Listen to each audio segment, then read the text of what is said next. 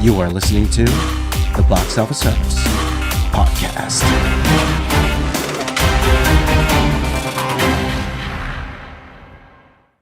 Good morning, everybody. Good morning. My name is James Reyes. I am the Box Office Artist. 25 years as a professional artist, working for Marvel, DC, Transformers, film, video games. We are here live again, and we are going to have a lot of fun today. Now, I will say right off the top that today's stream is going to be a little bit shorter than normal because I am preparing for tomorrow. I'm going to Quebec City Comic Con tomorrow.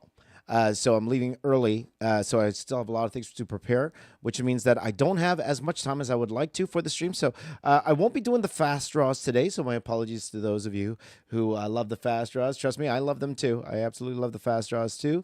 But good to see you here, especially those who've been regular with me in the chat. I see you guys coming in, so good to see you. AWO is here, my friends, in full effect.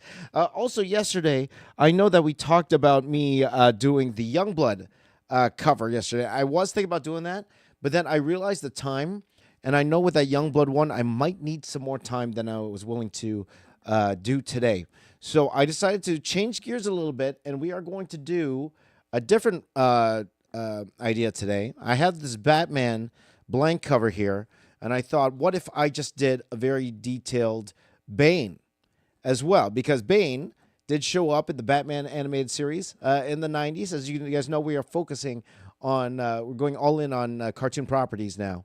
So I thought, why don't we go ahead and draw the Batman animated series version of Bane with the nose and everything. Okay, with the nose and everything. So while we do that, as I take a quick sip of my coffee, Yeah, it's quick sip of coffee, and now we are ready to go. So thank you guys for joining in on the stream today. By the way, guys, I'll tell you what. If you draw your version of Bane, okay, I would love to see it. Maybe I'll even put it in the edited video of this as well, okay? So if you guys here, if you are watching right now, if you guys want to draw your version of Bane. In fact, if you want to draw your version of any of the characters that we drew the last few days, we drew Venom, we drew Galactus, yesterday we drew Apocalypse, and today we are drawing Bane, and Regis is watching on Facebook. Thank you, my friend. Bane sounds awesome. You were an inspiration. Thank you, Regis. You want to do that, by all means, why don't you share that with me, okay? You can share that with me on Instagram, or I even have the Discord. I'm not sure if that's linked here in the chat, but if you want to share that with me, maybe I'll even put that in the edited video of this as well. I do plan on taking these and putting them together in an edited video as well. So if you want to be a part of that, if you want to see your drawings there, hey, why not? Okay, so just go ahead and draw your version here. But I'm going to go ahead and I'm going to draw my version of it. Like, part of me is like, you know, the thing what I like about just drawing the big faces? You know what I like about drawing the big faces is that it does look way better on a cover. It just does. It looks way better on a cover. You know, and to be honest, it's a lot easier to draw. It's a lot easier to draw. And especially with my time constraints today, maybe it will be a little easier. Will you see the Discord today? Not today. Again, I am strapped for time today, so as much as I'd like to look at the Discord today, and I should actually start that again a little bit more regularly, guys, so that now that we are streaming on a little bit more regular basis, that we could go ahead and look on the Discord again, okay? Now, a couple of programming notes today, guys. So, like tomorrow, guys. Tomorrow, around, I'd say about 10 o'clock or so, okay, there will be a stream. There will be a stream, but I'm actually going to pre-record it, okay? It's a pre-recorded stream tomorrow, okay? I actually already finished it, okay? So it's a pre-recorded stream tomorrow. I won't be drawing, but I will have an interview with a good friend of mine, Mr. Jim Zub. If you guys know who Jim Zub is, he's worked on a whole bunch of Marvel titles. He's probably one of Marvel's go-to guys and a good friend of mine. So I am going to be putting up his interview. I did this interview a while ago. I did this interview way back in, I would say, and I got to keep remembering to record. I keep forgetting to record. friends. I did the interview back in 20. I'd like to say 2022, early 2022, 2021. And it's such a great interview, and a lot of the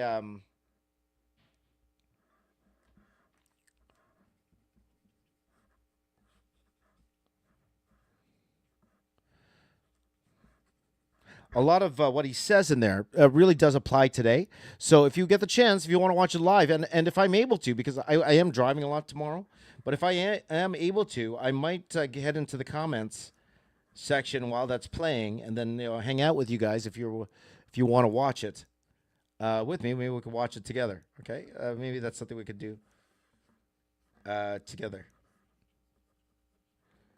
tomorrow. Okay, so check that out. But I am hoping on the weekend. Yes, smile. I'm driving Bane. I am hoping on the weekend that I still am able to stream. Now, when I stream on the weekend, though, I will warn you guys, it will be early. Back just for the weekend, it will be the times I used to stream. So we're talking on the Eastern side, we are looking at 5 a.m., 4 a.m., 5 a.m., something like that. Eastern.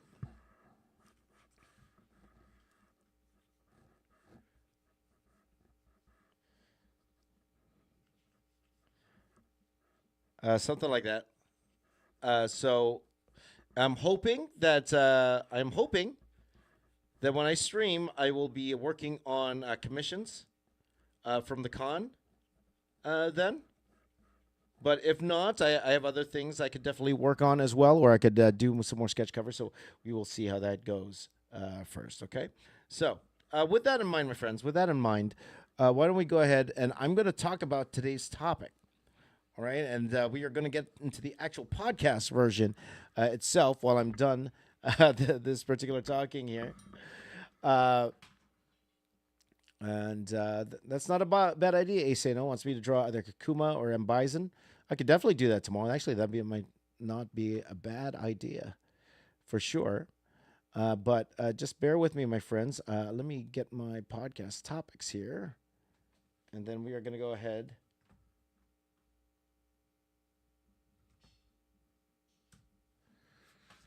We're going to go ahead and talk about, because today we are talking a little bit more. We're going to focus more on what it's actually like to work for Marvel and DC. Okay, I'm going to tell you how it was. Now, I have talked about this ad nauseum at times because, of course, it's a very, very popular topic today. So I will give you my experience, okay, working back then. That was a long time ago, though. Okay, so when I'm telling you my experience, okay, I'm not saying that's how it is today. Because again, that was like 20 years ago when I worked for Marvel and DC. So I will let you know how it was working for them back then. Okay, and hopefully that if you have any questions about that, by all means, please do let me know. So definitely be a part of the conversations today as I go ahead and I'm drawing this particular Bane cover here. Okay, so let me just pull it up here. My question. So apologies for a little bit off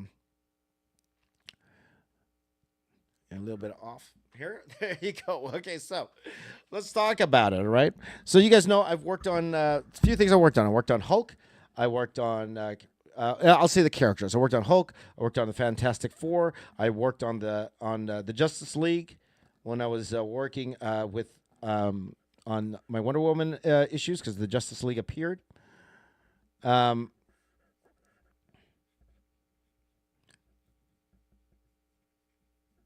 what else did I work on? I worked on Star Wars Tales over there. So again, if you have any questions about working on any of those properties, and I will share with you kind of what it's like a little bit to work on these particular properties here as I'm still trying to rough out what Bane's going to look here. This will be it'll be easier for me to talk once the layout part's done. I always say, guys, that the layout part is the hardest part for me personally. It's always the hardest part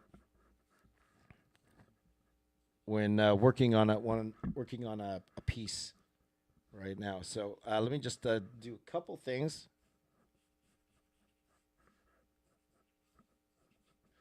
Like that. So I'm just working on some details of Bane's costume here.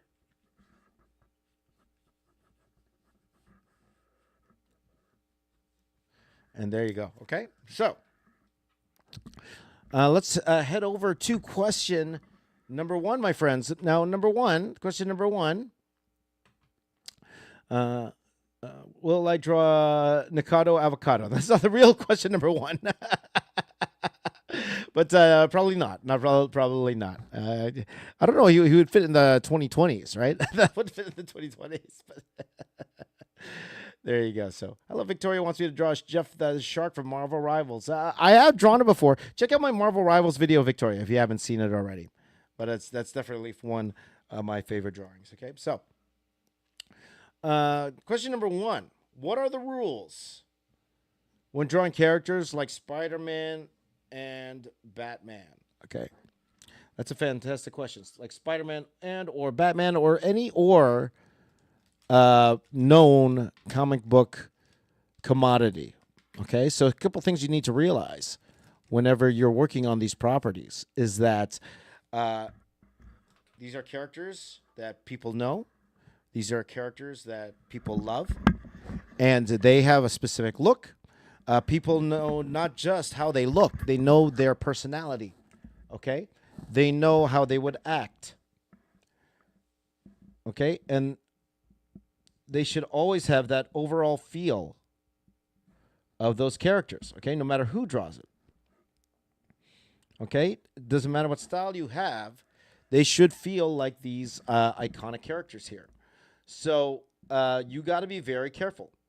And a story that I've told ad nauseum. So if you want to hear the full story about this, I do have a video about DC not liking my work. Okay, I have that video. And when I say they didn't like my work, I couldn't draw Superman properly. So if you want the full story, go check out that video. I draw a very cool Superman Doomsday piece in that particular video there. So I go a little bit more in depth about everything. But yeah, they have a specific way they want Superman drawn. And unfortunately, I had such a tough time getting it, okay? And you think it would be simple, like especially in the animated series. Like he's drawn simply, like the Bruce Timm way of drawing Superman. It's very simple. But what's there? It's the shape of his head, right? The strength of the silhouette of his body. What?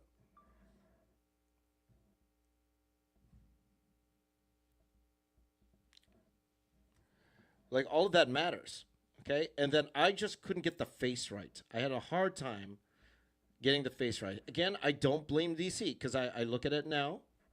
I look at it today, and you know what? They were right. It wasn't the best. It wasn't the best. Now, and to be fair to them, they gave me ample time to correct it, to try to make it better. They gave me a lot of chances to make it better, and I wasn't able to actually finish it, or do it the way they wanted to. So they were left with no choice, but to get another artist to come and quote unquote fix it, And again, at that point, I don't blame them. I don't blame them for doing that. That it's, at the end of the day, it's their character, it's their property. They could do what they want with the character, right, or with the artwork. They're paying me for the artwork, and at the end of the day, they could do what they want with my particular artwork there. Okay, so that's just how it is. I'll give you another example. When I worked at Dark Horse, at the time they had the Star Wars license, so I worked on Star Wars Tales for Dark Horse, and they didn't do anything like change my faces or anything like that. But there were sections where they felt the storytelling could be better, and it would be better served if they did things like, and they did this a lot actually, they actually flipped my panels. They took the panel I drew, and in Photoshop, they flipped it, like mirrored imaged it, so that it actually worked well and it flowed better with the story, okay? Doing all of that without telling me that they were going to do that, okay? So, again, At the end of the day, they pay me for the work. They have every right, to alter my work any way they want to. It's their work. They paid me for it.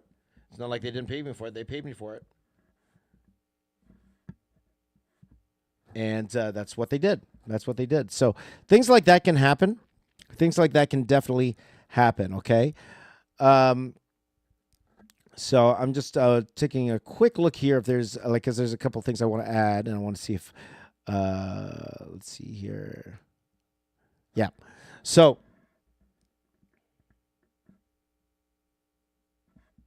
at the end of the day, it's all about storytelling.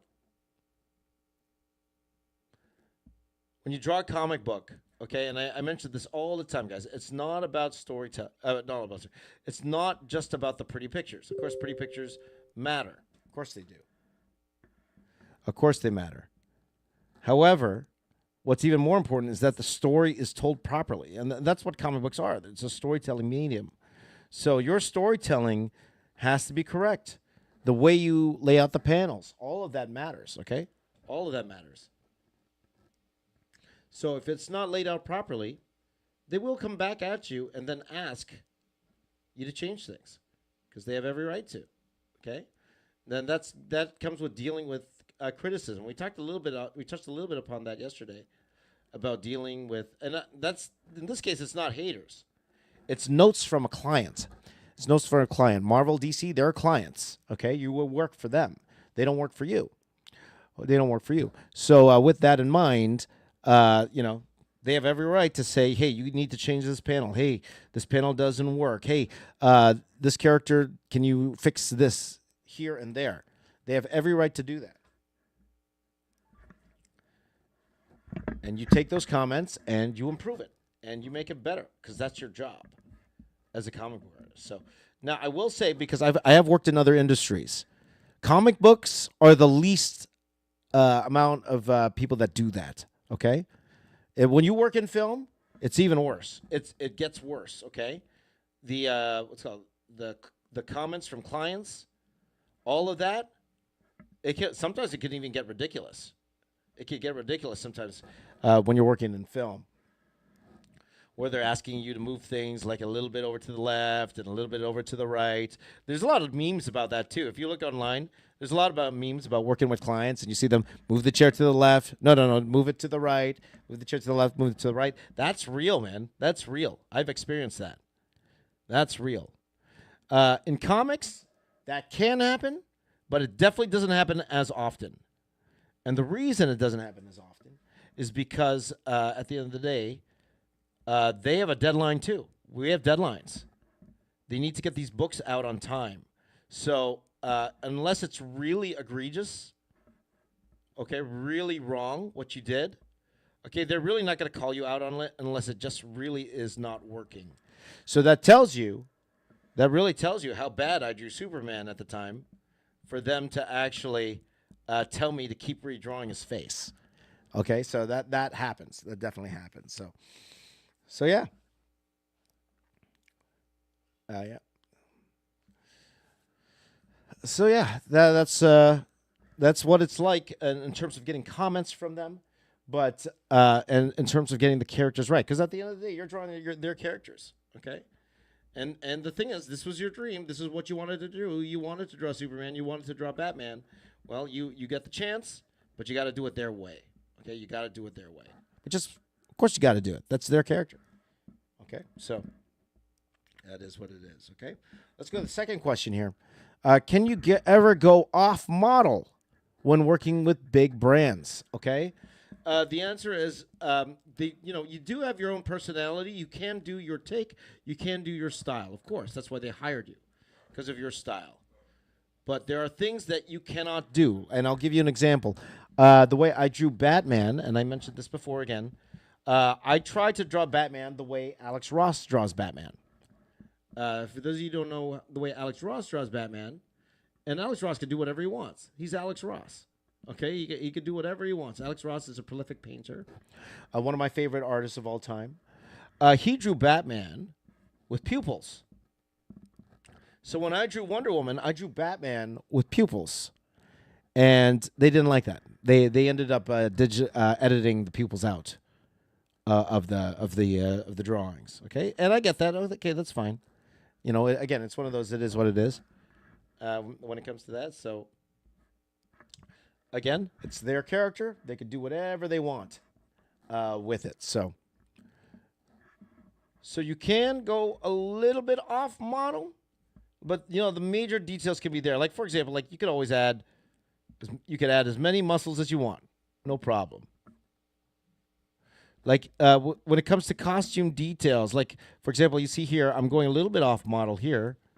When I'm drawing the Bane, I'm adding like a little bit of details here. Something like that's okay as long as you're consistent with it. For the most part, they don't really say anything when it comes to stuff like that.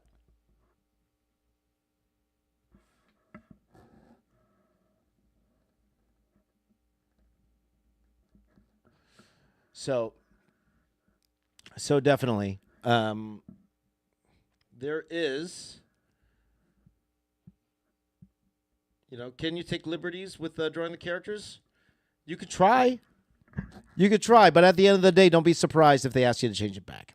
Okay? So definitely you could see that. Okay? So what are your thoughts on that? If you guys have any questions on that, why don't you go ahead and let me know in the chat. I see all the chats here in front of me. Ramon says, hope you read the comments. I do. He's reading from Facebook, so I can see the Facebook comments, so thank you for commenting.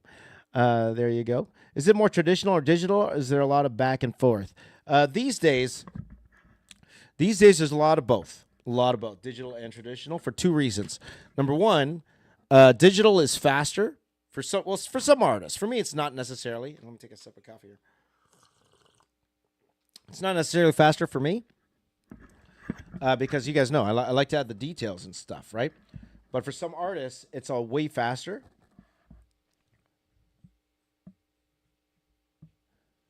To do digital. So they'll do that. But then at the same time, the traditional, because traditional, you could sell your work afterwards. You could sell those original pages. Okay, you sell those original pages, and they could go for a lot of money, especially if they're of the of the most recognized characters. And it's published, those can go for a lot of money, guys. A lot of money, like thousands of dollars sometimes too, depending on the book. So I know artists that what they'll do is they'll take a look at the script and they'll actually decide which pages they think would make money and which ones. So they pick and choose. They pick and choose which ones to go digital.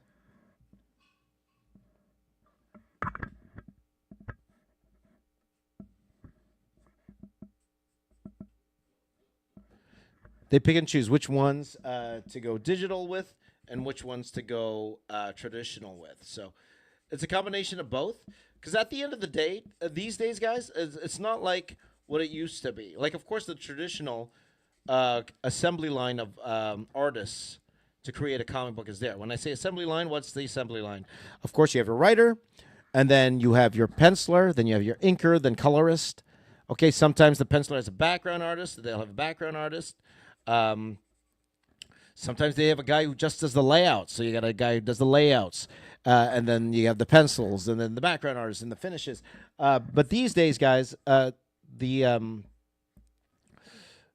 things can be completely done by a person, and it doesn't necessarily need to be inked these days. Sometimes, people draw and they just go fully digital, okay, or they just do pencil and go straight to colors with their pencil. Sometimes people do like this grayscale, right? So, for example, have you ever seen Mark Brooks? Mark Brooks is one of the more famous comic book artists today. Mark Brooks, he does like this grayscale wash for his. Eddie Gradoff, he does for his covers. He does fully painted, like fully traditional painted. So these days, you could do comics any way you want. It just has to be good. At the end of the day, it just got to be good. Hello, Jiro. Good to see you. So you could pretty much draw any way you want. Okay. So here's a very, very, very common question that I get, and this question is number 3. Do Marvel and DC actually see your fan art? And I will say, yes, they do. And now the question is, who are you talking about, Marvel and DC? Well, usually when people say Marvel and DC, they're assuming they're talking about the people that can actually give you work, give you jobs. Okay, if that's who you're talking about, Marvel and DC. Yeah, the answer is an emphatic yes, they do. They do see it. And again, how do they see it? It's through the power of social media. That's really the only way these days to get your work seen, if you're not already a professional artist, okay?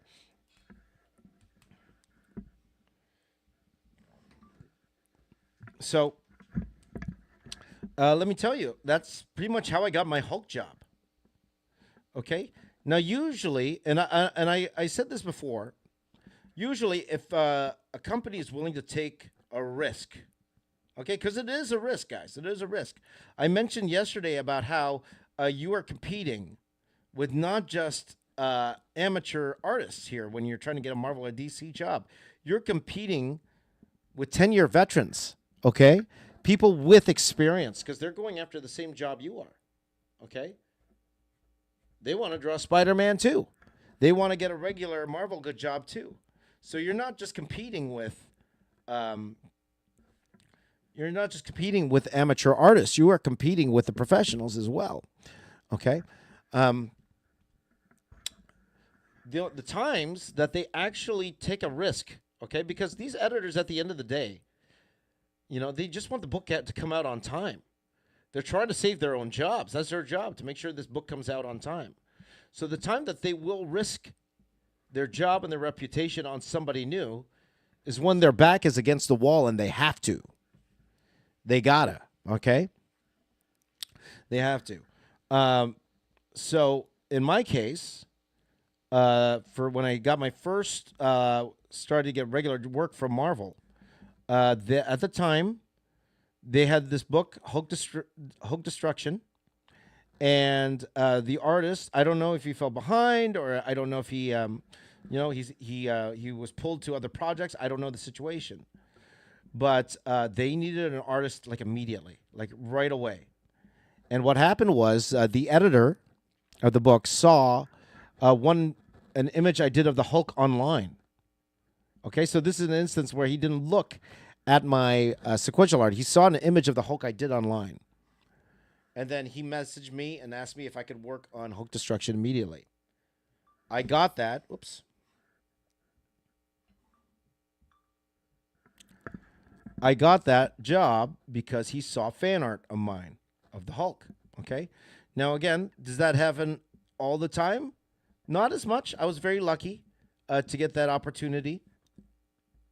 For sure. And I would suggest, guys, if you could hear a lot of these artists, how they broke in, a lot of them have some really, really fun stories on how they were able to somehow meet these editors and then get into the industry that way, or what they did to get into the industry. There's some fun stories out there. But yeah, they did that because they saw fan art. They saw the fan art. I got the job doing those big Marvel murals, those Disney murals, because they saw my fan art mural. They saw it. Now, I had to be the one to put it in front of them, okay? And again, that's where the power of social media comes, guys. I had to be able to put it in front of them for them to be able to see it. But at the same time, they saw it, and that's how I got the job. That's how I got the job. So the answer is yes. So, yeah, definitely keep doing fan art for sure. But you also want to prove you could do the job. I proved I could draw Hulk. That's why they hired me. I proved that I could draw Hulk. I already proven I could do a monthly book too, because that counts, right? I told you guys too, showing that you actually have something published. That helps. It helped that I was already a published artist at the time. Who I worked for Dreamwave already. I worked on Wonder Woman already at that particular point. So they knew I've done professional work before, so that helped them when they contacted me to work on the book. Okay, so all of that definitely helps, for sure. Okay, so before I get to the next question, I'll just read a few questions here. Jiro says, "Shout out, Jiro, shout out." Do I speak Tagalog? I do not speak Tagalog, my friend. Okay, but Regis asks, "Are postcards still viable to send out?" I'll be honest, I don't think so. I don't think so. Not today. Not today. Especially in the advent of social media today. Postcards. In the back of the day, we talked yesterday about sending out tear sheets. That's how we used to do it back in the day. Those days are gone. I would save your printing money and work on your social media. That's what I would do. That's the best way to get your stuff in front of these people these days, for sure. I might considering go to Super Manila Comic Con next year. We'll see. We'll see. I'd love to go. I would definitely love to go. And there might be some circumstances where that could be possible for me to go next year. So we'll see.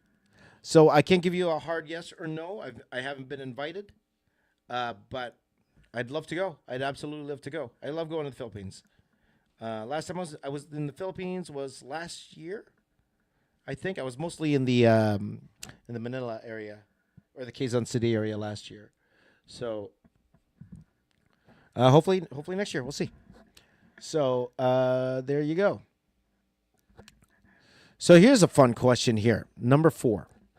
What happens if you leak something accidentally? Wow. That's a loaded question right there, my friends. That's a loaded question right there. Because that happens. Okay, you sign NDAs, non-disclosure agreements. That's what NDAs stand for, okay? NDA, okay, you're not allowed to share. You're not allowed to share what you're working on with people because it could have spoilers, okay? Now, I'm not sure about comics because I haven't been in a situation where it mattered that much with Marvel and DC. Now, when I started my work on Transformers Armada, okay, this is the very first book. This is the very first book I worked on by myself, Transformers Armada. At the time, it was a secret project. Okay? Nothing was out yet. The toy designs weren't out yet. And Transformers fans, they're rabid. So if any of this got out, there'd be big trouble. It was so big that they didn't even want other people in the office to know about it. So they had me and my colorist, Pierre. They had us work in this special room where it was just him and me working in there. And that's it. Just him and me working in there. Nobody else was allowed in the room that we were working in. The room that it happened. The room that it happened. So that was a fun time. So it was just me and Pierre and there, working on this Transformers Armada book until all of it was finally released. But I'm not sure what would happen on the Marvel and DC side. For sure, if you let something leak, you could bet that you're not working there anymore. Especially if the company gets in trouble.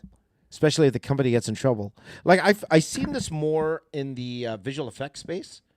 Because especially like with movies, right? They don't want anything to leak in movies. You'll see when a visual effects studio is giving footage from a movie that nobody's seen before, they actually have like a watermark burned in of that studio. So I'll give you an example. For Pixamundo, we were working on Power Rangers at the time. I did not get a shot at Power Rangers, unfortunately, but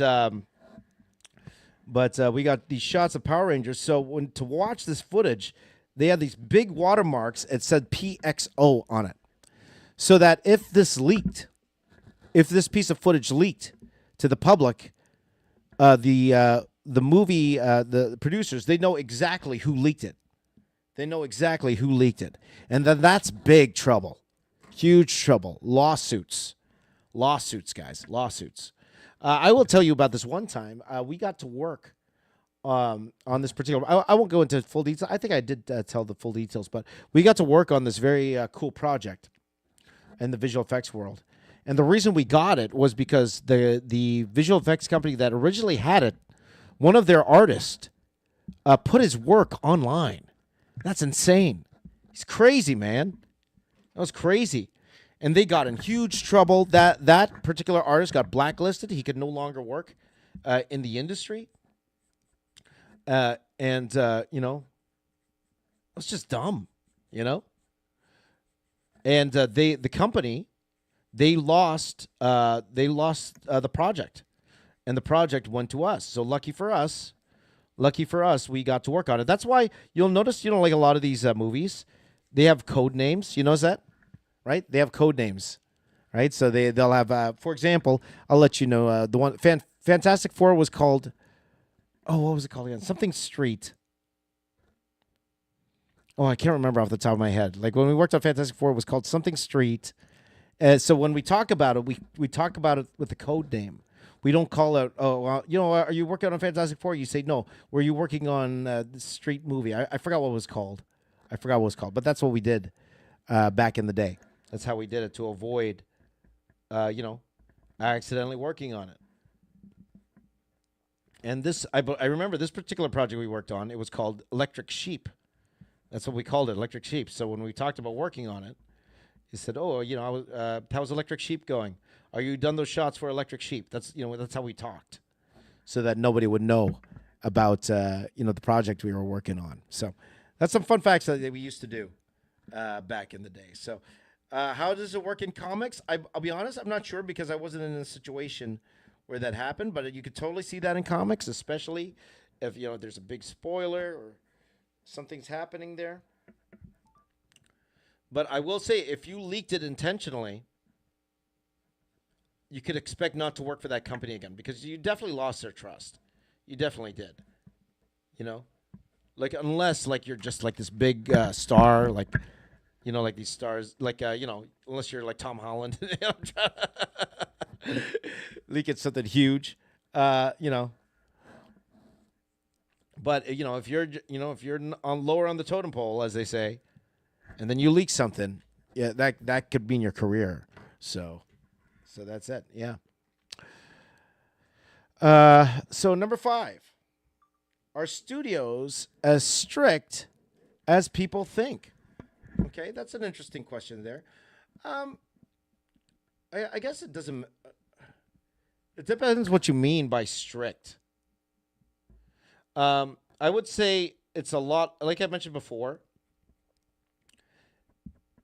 it's a lot looser in comics, okay? So when you say strict, like, for example, when you're strict, are you saying, like, for example, you have to do a page a day? Most editors are understanding, okay? But understand they also have their assembly line to worry about. So if you take an extra day to do your page, even though you might do like 4 on the weekend, they understand that their inker, that means they can't work until you're done, right? So that's the thing about the assembly line way of doing comics, is that there's somebody after you. There's somebody there waiting in the wings to continue the process, whether that be the inker, whether that be the colorist. They're the last on the assembly line, so they're just waiting for you to finish.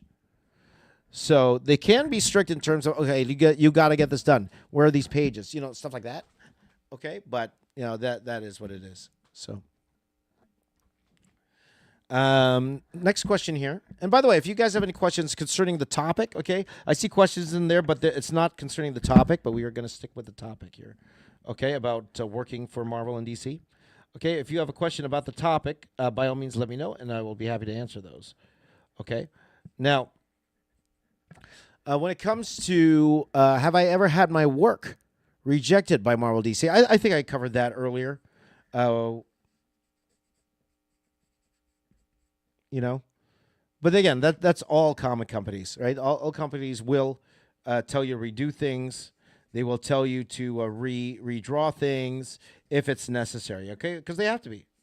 They have to do it because at the end of the day, the story is the number one thing, right? The story takes precedent, the story they're trying to tell. And your artwork has to support that story, okay? Your artwork has to support the story. So that's that, okay? Can you keep the original art you make for Marvel and DC?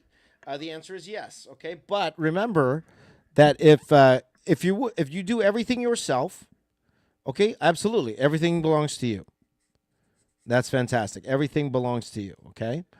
Now, the thing is, I thought it worked that way in movies, too, because, for example, you got a guy like Drew Struzan, right? And he's selling his paintings, his original paintings for movie posters and stuff. I see them selling those, for hundreds of thousands of dollars as they deserve, for sure. When I did my poster for Marvel, they told me no. They told me they're keeping the originals, and that actually shocked me. I thought I got to keep the originals, but I didn't. So I don't know if that was just for me, and then everyone. Depends on the deal that you make with them. It depends on the deal you make with them. Like I have the original to the Star Wars mural that I did for Disney. I have the original for that, but I'm not allowed to sell it. I'm not allowed to sell. I would love to sell that thing, but I'm not allowed to sell it. So I am hoping one day that if I could get the YouTubes going again, that I could actually have those big murals like up on the wall and covered in glass. That is a hope of mine. Maybe one of these days. We'll see. We'll see how that goes. So let's see here. What is the average time? Slar has a very good question that relates. What is the average time to complete a comic book page in pencil? Okay. Again, they are looking for a page a day. That's what are you looking for? A page a day. So what that day means for you, it's different for everybody. It could be, for example, it could be 6 hours. It could be 8 hours. It could be 12 hours. As long as that page is finished in the day. So that's a very loaded question because, what's on the page? That matters. How many characters are on the page? Are you doing this giant battle scene with all these, like, for example, if you're working on DC, all these Green Lantern Corps members, they're there, or you're working on Legion of Superheroes, or are you working on like a simple character?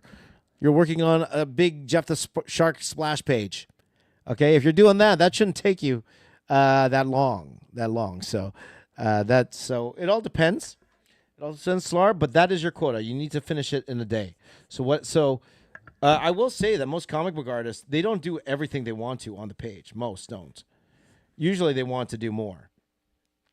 But they are restricted by time. They are definitely restricted by time. So that happens.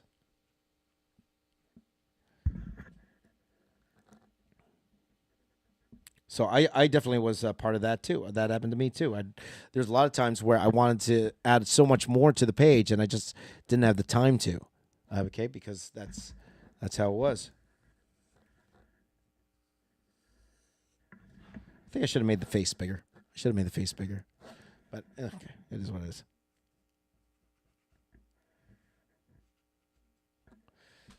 So yeah.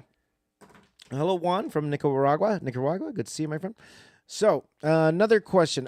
So let's go back to keeping the original art, though. I didn't fully answer that question. So can you keep the original art? Yes. Okay. So again, if you did all of it, then yeah, you just keep it. That's how it is. Okay. Now, if you worked with an inker on it, okay, you usually split the pages. Okay. So the inker gets to keep some, and you get to keep some. So it all depends on the deal you make with your inker. So I had a wonderful inker when I was working on Hulk Destruction. It was a great guy. One of the most honest inkers I've ever worked with. When I say honest, like I worked on with some really great inkers, but he was one that I actually talked to personally. So wonderful guy, absolutely wonderful guy. What we did was, we did a 2-in-1, right? So the penciler, because again, the penciler, as much as the inker does play a huge part in the book, for sure, the penciler is really the reason why people are buying the book. Okay, so let's be honest there. So, for example, Scott Williams is a fantastic inker, but his book sells more on he's actually inking. So, of course, something with Jim Lee. If he inked Jim Lee and inked me, maybe you would what's it called? You would buy the book inked by drawn by me, but the one with Jim Lee will sell more. So he definitely enhances the art. Huge name in the art. Like I had one of the greatest inkers work on my stuff in Andrew Curry. He did a fantastic job, but the artist, the penciler, usually gets most of the credit for everything. So usually what we do with the pages is we did a 2-for-1. So the artist, the penciler, would the penciler would pick 2 pages, and then the inker would pick 1. And then we go again. The penciler picks 2 pages, the inker would pick 1. And that's how we did it back then.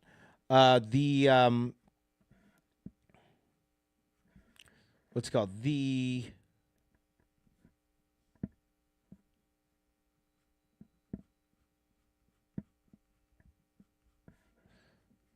If you had a background artist, because before some companies use background artists, or some pencilers use background artists, we would do a 3-2-1. So the main penciler would pick 3, the inker would pick 2, and then the background artist would pick 1. So that's what they would do, right? So that's how it is. So Regis asked a question: does Marvel themselves still do portfolio reviews at conventions, or would it be best to find artists at conventions willing to do portfolio reviews? Okay, I would tell you guys right now, and this is a big misconception, okay? Could you go to an artist and get them to review your portfolio? Sure, of course. Some artists are very willing to look at your portfolio and give you advice. Some aren't. And I'll just be 100% honest with you, because at the end of the day, too, you're kind of after their job. Let's be honest with you. You're after their job. You're after their job, okay? And then, also, let's be honest at conventions, too. Why are they there? They're there to make money. They're there to make money. These artists that are there, they're there to try to earn a living, okay? Now, for me personally, I love looking at your portfolio. So if you see me at a con, by all means, bring your portfolio. I love sharing my knowledge with you, okay? And there are a lot of artists who love sharing their knowledge with others. But a lot of the time, too, a lot of the artists are there to make a living, okay? And to be honest, if you're there asking for your portfolio and you're not supporting them in that way, you're just kind of taking their time. So that's when you get artists who just kind of rush you out, or they'll just say, oh, yeah, nice stuff, and then have you on your way. They're just being nice to you. So I would actually tell you, Regis, that artists probably aren't the best people to ask for advice from in that sense. Now, again, I'm not saying that's all artists. Some artists are very, very willing to help you, okay? Some artists are very, very willing to help you. But I'm going to be real with you guys, okay? A lot of them see you as competition for them. Okay, a lot of them, you are a little bit of a time waste to them. Some of them, okay, not me, absolutely. If you see me at a con, you want to show, please show me I'm begging you, show me your stuff. I'd love to help you out, but also be ready for the real criticism. Okay, also be ready for the real criticism as well. Marvel and DC don't. I don't think they do portfolio reviews anymore at conventions. I don't think they do. But remember, who are the ones who get you jobs, okay? It's not the artists. The artists do not get you jobs. They don't, okay? The people who get you jobs are 2 people, writers and editors. Editors mainly, because they're the ones who, they're the ones who assign who works on what book and stuff. So I would say look for the editors first, because the editors are the ones who are looking for talent. So look for editors, Regis, okay? Look for editors. Second, make relationships with writers, because writers, especially the big writers, they have a say in who they want to work with. I got my first job at DC working on Tokyo Storm Warning because I was recommended by the writer at the time, Warren Ellis. He wanted to work with me, and that's how I got my job there, okay? So those are the ones that you want to kind of really hone in on and ask for advice. Okay, now I'm not saying that you don't ask artists. Okay, not saying you don't want to ask artists. Again, some of these artists, they're very willing to look at your stuff. But if I were you, and not for me, okay, I'm definitely not saying this for me. Okay, because that's not me. You guys know me. I'm here sharing my stuff with you because I want to help you. I genuinely want to help you. All right. There are some artists there. If you really want their advice, at least support them. If they take the time to look at your portfolio, at least buy something for them, even something small like a print or something like that, or whatever they're selling, right? Whatever they're selling, support them. Okay, support them. Okay, because especially they're taking their time to help you, and then really without asking anything in return. Okay. if you can, buy a sketch, buy a what's it called, and even small. If they're selling a sticker, buy a sticker, whatever. Okay, that's what I would tell you. Okay, but that's a fantastic question, Regis, because I do get that question a lot, right? I'll probably do a podcast, just how I would personally try to break into the industry. I think I've done that before, actually. I've talked before about how I personally would go about, in today's age, trying to get a job today. Okay? Not saying that it would work. I don't know if I could get a job today. I don't. Okay? I have talked to some editors recently, so we'll see what's in the fire. But as of right now, I don't know. Okay? But I would tell you how I would approach it for sure. For sure. Now, I'm not sure if Marvel, and maybe you guys could correct me if I'm wrong. I don't think they do portfolio reviews at conventions now, but I could be wrong. If they do, I would assume they do it at the bigger ones, but definitely not at the smaller ones. Like they used to. Like back in my day, they used to do portfolio reviews. They don't do that anymore. Like at FanX, they used to do it at Fan Expo Canada all the time. Now they don't. They don't do it anymore. So, definitely. Yeah. You're welcome, Regis. You're welcome. Now, Michael has a good question. Do the inkers ink over original pencils over blue line prints? Is more up to the artist preference. These days, a lot of it is blue line prints. And I'll tell you why. It shares the shipping. And in terms of the original art, it solves the original art problem because now there are kind of like two originals out there. There's the blue line version, the blue line printed version, and there's the actual original penciled version. There's two versions of the same page out there now. There are some people that don't like the blue line version of it. I've talked to some inkers, and they're a little frustrated because they're trying to sell that, but some people don't think that's the real original art. Well, people don't realize how much effort an inker puts into a particular page in terms of the inking. It's more than just tracing, guys. It's more than just tracing. It really is. A good inker can make or break a penciler. Now, okay, again, not saying downplaying the role of the penciler. Of course, the penciler. They're the star of the book. Let's be honest. They're the star of the book. But a good inker can improve a page so much. That's the case. So you will see that people do the blue line because they're no longer waiting for the shipping, right? They're no longer waiting for the shipping. They just print it out and just get to work. So do inkers ink over original pencils or blue line prints? Is it up to the air? I'll be honest, I'm not sure. I'm not sure if that's mandated by the companies themselves. I don't know because that's relatively new. That wasn't going around when I was working in comics. That wasn't there when I was working in comics. So I'm not sure, but that's a fantastic question there, Michael. Okay. Let's see here. Let's see here. I got a question here. What was one weird instruction you got from a big company? I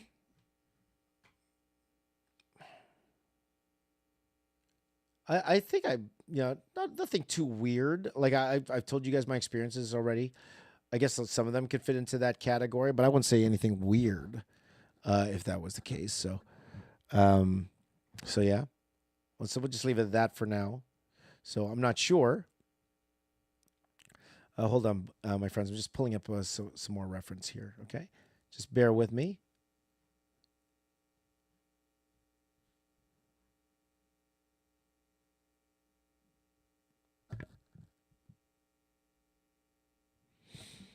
Now looking at it, I should have drew him a little bit higher, but it is what it is.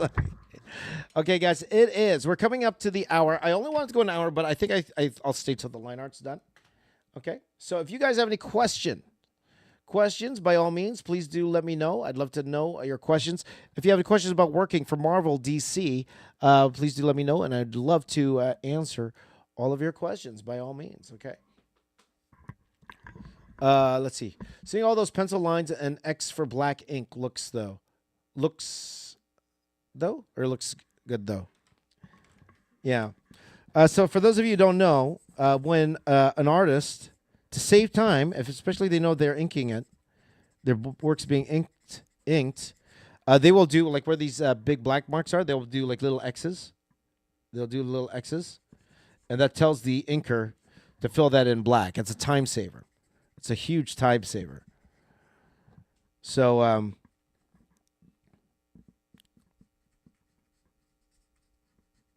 so yeah, you would see that in the pencils if you just buy the pencil art for sure. Now, I've met art collectors that prefer the pencils over the inks, right?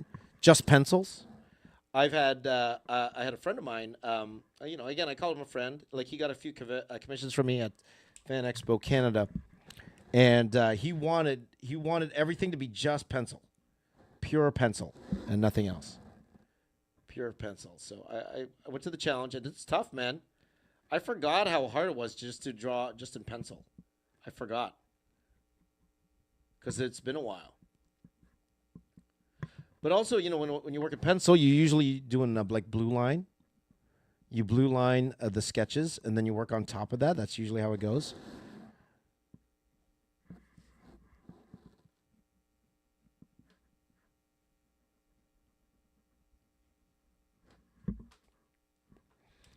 So that was quite the challenge, It's quite the challenge. So, let's see here. What did I think of Absolute Joker?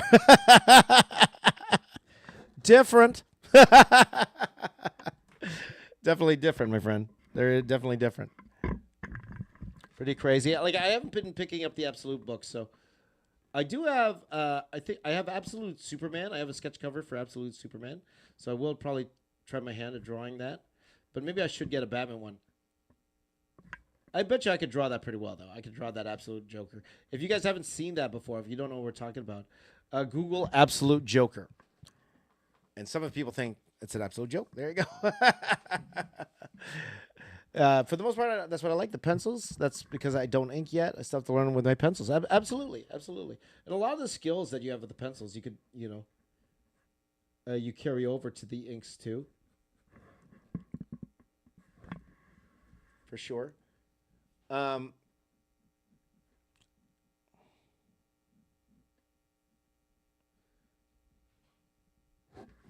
So I would say the best inker I've ever worked with is, he does YouTube too. Richard Friend. You guys know who Richard Friend is? I would say he is the best inker I've ever worked with. He's the one that made my work look the best. I would say he's made my work look absolutely phenomenal.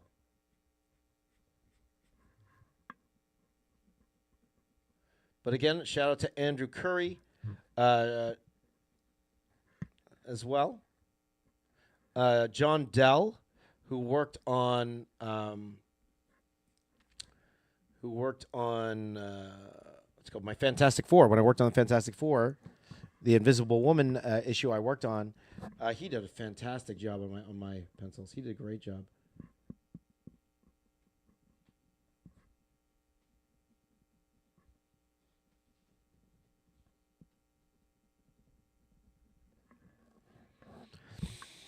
So yeah. Let's see here. So what time is it, guys? I think I might have to finish this off. Oh, by the way, guys, let me show you quickly. Let me show you quickly while I'm here. Let me show you yesterday's. I didn't show you the yesterday's finished Apocalypse. Let me show you yesterday's finished Apocalypse. Is it here? It's over there. Just bear with me 1 second, my friends.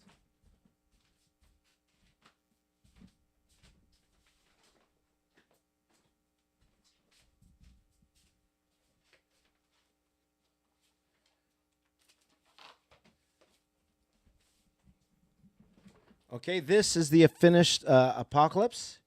Here it is in full color. Definitely a lot of fun to do. I'm running out of the blue. But that was a lot of fun. So thank you for helping me out there, guys. Okay, and then I'm going to finish off this Batman here. So, guys, just answering a couple of questions here. Regis, and thank you for all your questions, the stream, Regis. Regis asked, do you have plans to do conventions in the U.S. still? Possibly some next year. Not this year. Not this year anymore.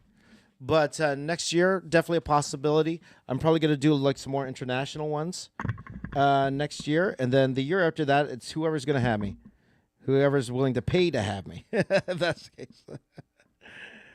So we will go from there. Okay, guys. So I will when I get back from Quebec City. I do want you guys a little bit more involved when it comes to a lot of the content that I put out on these channels. Like I mentioned before, I want you guys to also be part of my videos. Okay, I want to share your work in my videos. Okay, so whatever I'm drawing that day, I would love to see your take on that as well.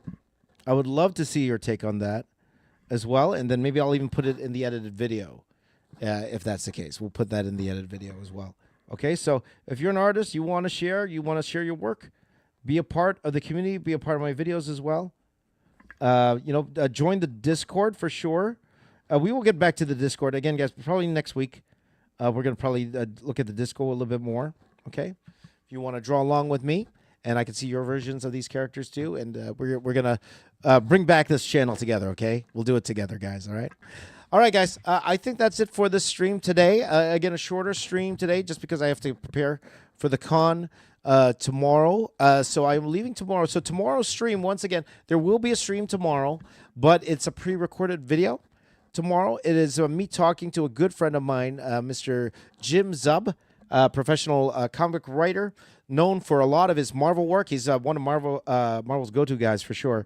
But he's also working on Savage Sword of Conan right now, killing it with my buddy Mike Ruth.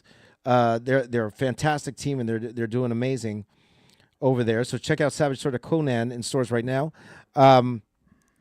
I have an interview with him that I did a few years ago, but everything he talks about, but we are going to focus on is school necessary?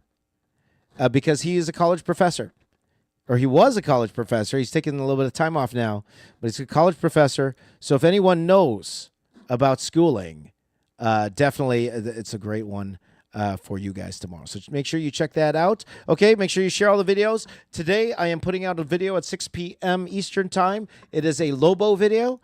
So if you guys remember the Lobo I drew earlier this year, I finished that piece off, and I colored it traditionally. So that particular video, they'll be out later today. So around 6 p.m. every day, look out for that. You'll also find the reels, a whole bunch of new content on the Box Office Artist channel. Okay, but thank you guys for watching. You guys are the best. Make sure you give me a high five right here. I can't turn my hand. All right, right here. High five right here. And my name is James. I am the Box Office Artist. I'm here to say keep drawing. I'll see you all next time. Take care, everyone. Have a wonderful day. And if you're in Quebec, I'll see you this weekend. Okay, take care, everyone. Bye-bye. Bye-bye.